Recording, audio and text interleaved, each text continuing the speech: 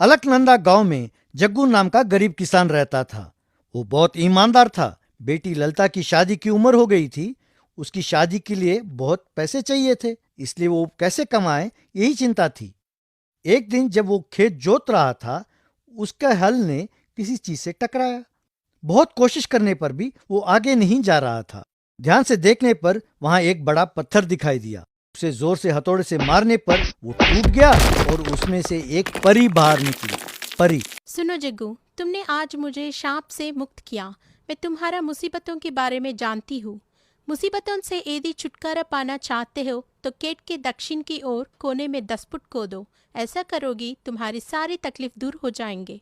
कहते हुए गायब हो गई। उसके बाद जग्गू ने खेत को खोदना शुरू किया। यूं खोदते खोदते उसके हाथ एक सोने का घड़ा लगा।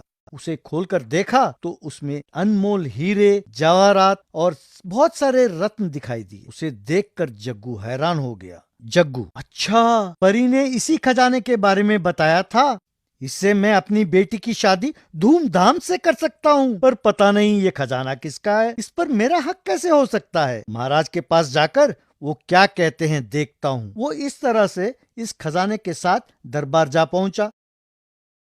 महाराज को अपने बारे में और इस खजाने के बारे में सब कुछ बताया। महाराज, जग्गू, तुम वाकई एक ईमानदार व्यक्ति हो। तुम जैसे लोग अभी भी इस संसार में हैं, इसीलिए न्याय और सच्चाई कायम है। यदि यही किसी और के हाथ लगा होता तो उसे छिपा कर रखता। मैं तुम्हारी ईमानदारी से प्रसन्न हूँ। खजाना कहीं पर भी मिले वो राज्य की संपत्ति होता है, इसीलिए ये राज्य संपत्ति है। पर तुम्हारी ईमानदारी भी सराहनीय है, इसीलिए ये खजाना तुम ही रखो और अपनी बेटी की शादी कर खुशी से जीवन व्यतीत करो। जग्गू ने राजा को प्रणाम किया और वहां से चला गया। उसके बाद बेटी की शादी भी धूमधाम से की। इसीलिए बच्चों, मनुष्य को ईमानदार होना चाहिए। हमारी ईमानदारी ही हमारी रक्षा करेगा हमेशा। कैसी लगी कहानी?